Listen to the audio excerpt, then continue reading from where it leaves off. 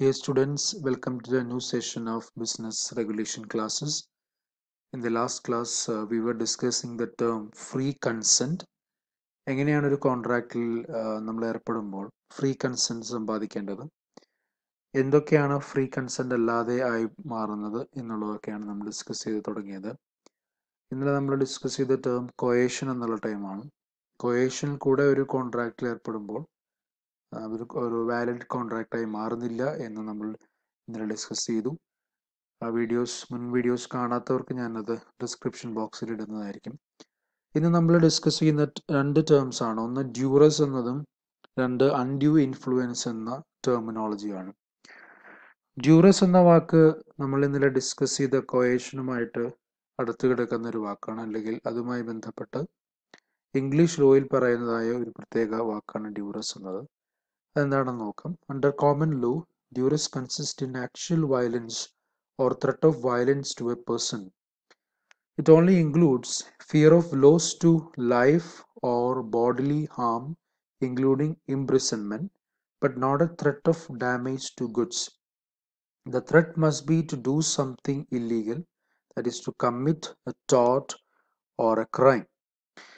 The duress must be directed against a party to the contract or his wife, child, parent, all other relative, and also caused by the party to the contract or within his knowledge.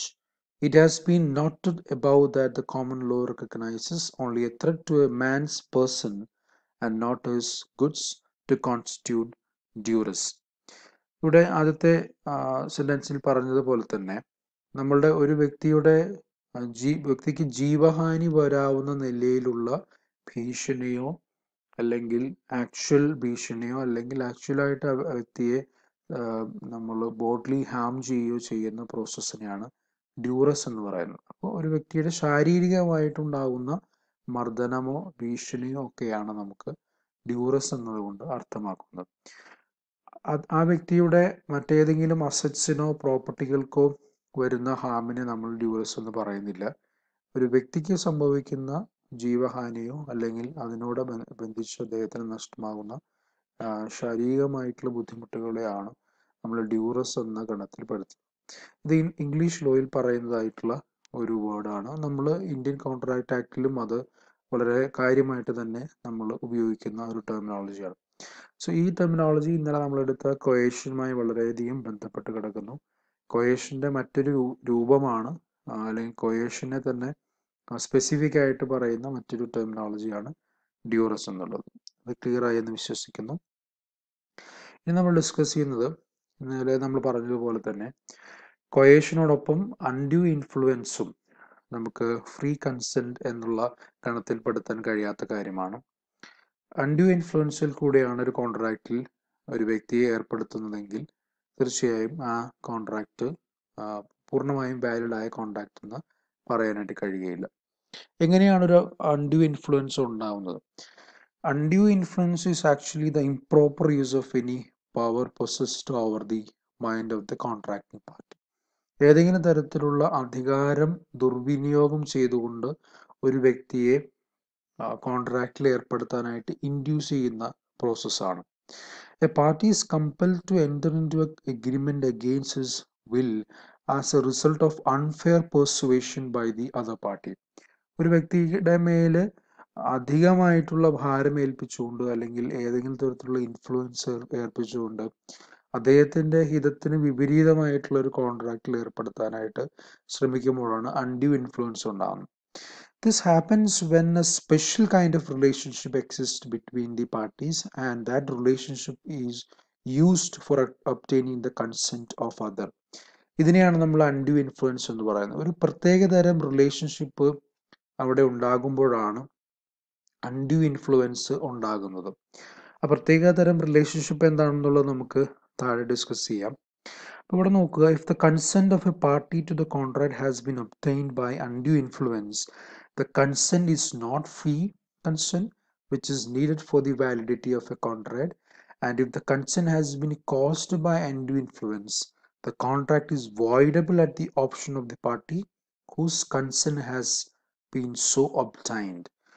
നമ്മൾ ഇന്നലെ കൊയേഷന്റെ കാര്യം പറഞ്ഞതുപോലെ തന്നെ undue ഇൻഫ്ലുവൻസിൽ കൂടെ ഉണ്ടാക്കുന്ന കോൺട്രാക്റ്റുകളും voidable at the option of the either party എന്നുള്ളതാണ്. അല്ലെങ്കിൽ ഇൻജുവേർഡ് ആയിട്ടുള്ള വ്യക്തിക്ക് കോൺട്രാക്റ്റ് മുന്നോട്ട് പോകണമെങ്കിൽ മുന്നോട്ട് പോകാം, അല്ല എങ്കിൽ അദ്ദേഹത്തിന് കോൺട്രാക്റ്റ് അവസാനിപ്പിക്കാം. എങ്ങനെയാണ് അൺഡ്യൂ ഇൻഫ്ലുവൻസ് ഉണ്ടാകുന്നത് എന്നുള്ള ഡീറ്റെയിൽ ആയിട്ട് നോക്കാം. ഡെഫിനിഷൻ പ്രകാരം a contract is said to be induced by undue influence where the relations subsisting between the parties are such that one of the parties is in a position to obtain an unfair advantage over the other.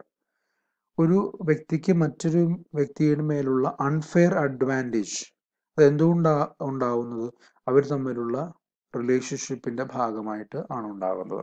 അപ്പോൾ ഒരു വ്യക്തിക്ക് ഒരു dominating position ഉണ്ടാവും, മറ്റേ വ്യക്തി താഴെ നിൽക്കുന്ന വ്യക്തിയായിരിക്കും. അതുകൊണ്ട് തന്നെ ആ അധികാരത്തെ ദുർവിനിയോഗം ചെയ്തുകൊണ്ട് ആ കോൺട്രാക്റ്റിൽ ഏർപ്പെടുത്തുന്ന ഒരു സംവിധാനമാണത്. ഏതൊക്കെ സാഹചര്യങ്ങളാണ് നമുക്ക് നോക്കാം. In particular, and without prejudice to the generality of the foregoing principle, a person is deemed to be in a position to dominate the will of the another. ഏതൊക്കെ സാഹചര്യങ്ങളാണ് ഒരു വ്യക്തിക്ക് ഒരു ജനറൽ സ്വഭാവത്തിൽ നിന്ന് വ്യത്യസ്തമായിട്ട് ഒരു ഡൊമിനേറ്റിംഗ് പൊസിഷൻ കിട്ടുന്നത്? ഓരോന്നായിട്ട് നോക്കാം. Where he holds a real or apparent authority over the other, or where he stands in a fiduciary relationship to the another. ഇവിടെ നോക്കുക, ഒന്ന് അപ്പാരന്റ് അതോറിറ്റി എന്ന് പറയുന്നത് നമ്മളൊരു ബോസ് അല്ലെങ്കിൽ ഒരു മാനേജർ, ഒരു കേഡറിലുള്ള ആളുകൾ താഴെ നിൽക്കുന്ന ഒരു വ്യക്തികളുമായിട്ടുള്ള ബന്ധം, അദ്ദേഹത്തിന്റെ സബോർഡിനേറ്റുമായിട്ടുള്ള ബന്ധം, അതൊരു കാര്യത്തിൽ ഒരു അപ്പാരന്റ് അതോറിറ്റി ആണെന്ന് പറയും. അപ്പോൾ they will have an undue influence over dum. അവർക്കൊരു അധികാരമുണ്ട്, ഏതെങ്കിലും തരത്തിലുള്ള കോൺട്രാക്റ്റിൽ ഏർപ്പെടുത്തുന്നതിനുള്ള അധികാരമുണ്ട്.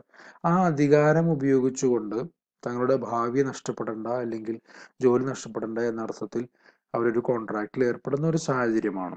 അത് ആക്ച്വലി അൺഡ്യൂ ഇൻഫ്ലുവൻസ് ആണ് എന്ന് പറയാം. അതോടൊപ്പം തന്നെ ഒരു ഫിഡ്യൂഷ്യറി റിലേഷൻഷിപ്പ്, ഒരു പാരന്റ് ചിൽഡ്രൻ റിലേഷൻഷിപ്പ്, അതൊരു ഫിഡ്യൂഷ്യറി റിലേഷൻഷിപ്പാണ്, ഒരു ഇമോഷണൽ റിലേഷൻഷിപ്പാണ്.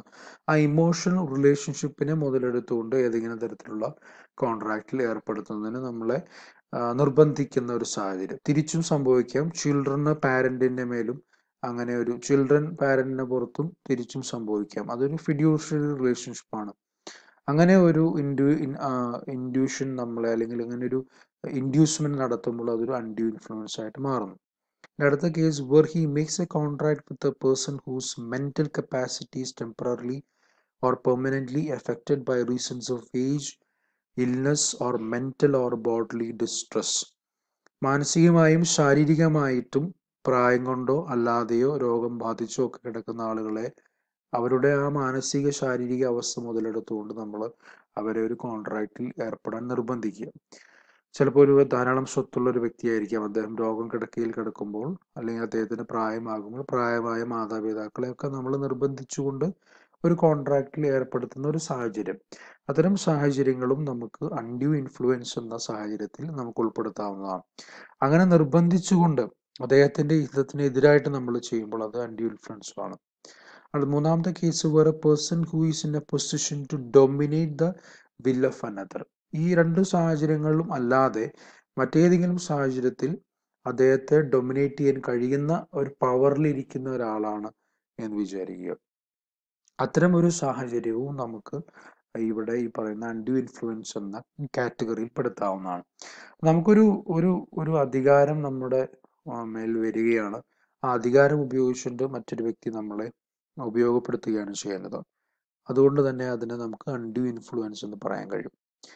അതിന്റെ ഇഫക്ട്സ് എന്താണെന്ന് നോക്കാം. ഒന്ന്, section 19A declares that when consent to an agreement is caused by undue influence, the agreement is contract voidable at the option of the party whose consent was so caused.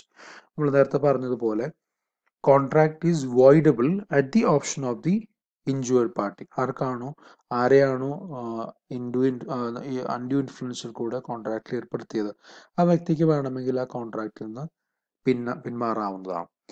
Because of undue influence, one party to the contract may take an undue advantage under the contract, or the party entitled to avoid the contract may have already received some benefits under the contract. The court in cases has been empowered to set aside the contract either absolutely or upon such terms and conditions as the court may deem just.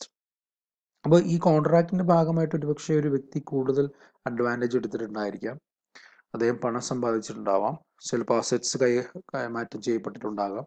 അത്തരമൊരു സാഹചര്യത്തിൽ അദ്ദേഹം contract voidable ആക്കാൻ ശ്രമിക്കുന്ന സാഹചര്യത്തിൽ കോടതിയെ സമീപിക്കുകയും കോടതിക്ക് വേണമെങ്കിൽ പൂർണ്ണമായും ഈ അസറ്റ്സ് റിക്കവർ ചെയ്യുന്നതിനോ അല്ലെങ്കിൽ അത് മറ്റു വ്യക്തിക്ക് തിരിച്ചു കൊടുക്കുന്നതിനോ, പണമാണെങ്കിൽ അതും തിരിച്ചു കൊടുക്കുന്നതിനോ, അബ്സല്യൂട്ടായിട്ടോ അതായത് പൂർണ്ണമായിട്ടും അല്ലെങ്കിൽ പാർട്ടായിട്ടും ഒക്കെ തന്നെ അത് തിരിച്ചു വാങ്ങിക്കുന്നതിനുള്ള അധികാരം കോടതിയിൽ നിക്ഷിപ്തമായിട്ടുണ്ട്.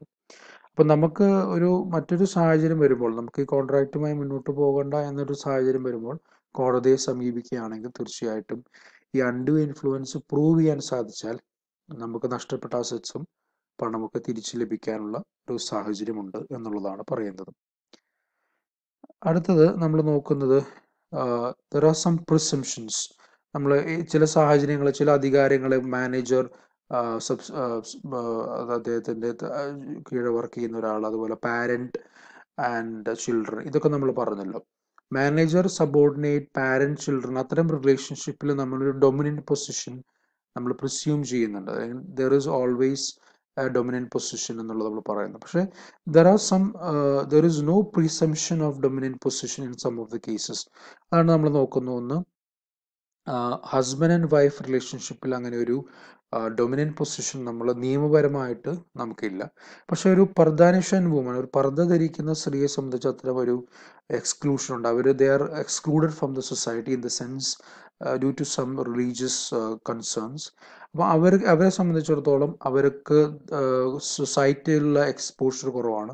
അപ്പോൾ അവരെ ഇൻഡ്യൂസ് ചെയ്തുകൊണ്ടാണോ നമ്മളൊരു കോൺട്രാക്റ്റിൽ ഏർപ്പെട്ടെന്നുള്ളത് നമ്മൾ ശ്രദ്ധിക്കണം. അത്തരം കോൺട്രാക്റ്റിൽ നമ്മൾ ഏർപ്പെടുന്നുവെങ്കിൽ അവർ ഇൻഡ്യൂസ് ചെയ്യപ്പെട്ടിട്ടില്ല, അവർ പൂർണ്ണ സമ്മതത്തോടു കൂടിയാണ് ഇത് ഏർപ്പെട്ടത് എന്ന് നമുക്ക് തെളിയിക്കാൻ സാധിക്കണം. അപ്പോൾ ഹസ്ബൻഡ് ആൻഡ് വൈഫ് റിലേഷൻഷിപ്പിൽ ഒരു കാരണവശാലും ഒരു പ്രിസംപ്ഷൻ ഓഫ് ഡൊമിനൻസ് നമുക്ക് കാണാനായിട്ട് കഴിയില്ല നിയമപരമായിട്ട്. ഒരുപക്ഷെ സൊസൈറ്റിയിൽ അങ്ങനെ ഉണ്ടെങ്കിലും നിയമപരമായിട്ട് അത്തരം ഒരു പ്രിസംപ്ഷൻ നമുക്ക് പറയാൻ കഴിയില്ല. ഒരു ക്രെഡിറ്റർ ഡെപ്റ്റർ റിലേഷൻഷിപ്പിലും ഒരു പ്രിസംപ്ഷൻ ഓഫ് ഡൊമിനൻസ് നമുക്ക് പറയാൻ കഴിയില്ല. ലാൻഡ് ലോഡ് ആൻഡ് ടെനന്റ് എന്ന കേസിലും അത്തരം പ്രിസംപ്ഷൻസ് നമുക്ക് പറയാൻ കഴിയില്ല. പ്രിൻസിപ്പിൾ ആൻഡ് ഏജന്റ്, ഈ റിലേഷൻഷിപ്പ്, ഇത്തരം 4 റിലേഷൻഷിപ്സിലും നമുക്ക് ഈ ഒരു പ്രിസംപ്ഷൻ നമുക്ക് പറയാൻ കഴിയില്ല. That means there is no dominant position on all these kind of things. Equal positions ആണ്. പക്ഷേ ഈ പർദാനിസ് ആൻഡ് വുമോണിന്റെ കേസിൽ മാത്രം നമുക്ക് അത്തരം ഒരു റിലേഷൻഷിപ്പ് ഇല്ല എന്ന് കൃത്യമായി പ്രൂവ് ചെയ്യണം. അവരുടെ പൂർണ്ണമായ സമ്മതമാണെന്ന് തെളിയിക്കുന്ന നിലയിലുള്ള ഡോക്യുമെന്റ്സും അവരുടെ ഒരു സ്റ്റേറ്റ്മെന്റും ഒക്കെ നമുക്ക് പ്രാധാന്യത്തോടുകൂടി കോടതി കാണുന്നുണ്ട്.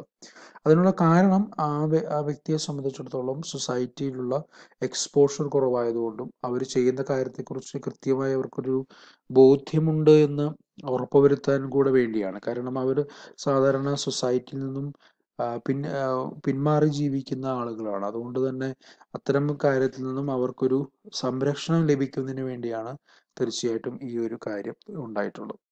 അപ്പോൾ ഇവിടെ നമ്മൾ കോയേഷനെയും അൺഡ്യൂ ഇൻഫ്ലുവൻസിനെ കുറിച്ചാണ് പറഞ്ഞത്. കോയേഷൻ ആക്ച്വലി ഒരു ക്രിമിനൽ ഒഫൻസ് ആണ്.